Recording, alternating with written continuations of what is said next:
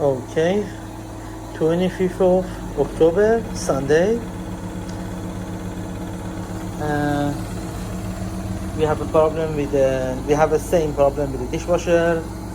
The cycle has finished, but we are stuck in some sort of a mode. Try to this thing that is flooded. If I turn it on, here was the error, which is E15, and that's it.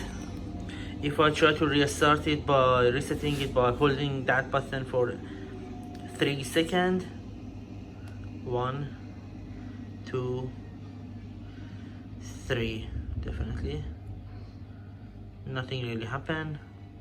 Nothing happened.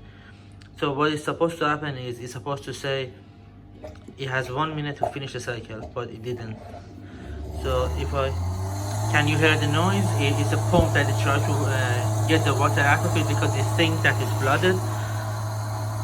Anyway, I close it, and the arm that it says that okay, that light, it means the cycle is really finished, but we know that it's not really the case because when you're opening it, it's the same error. And here we are.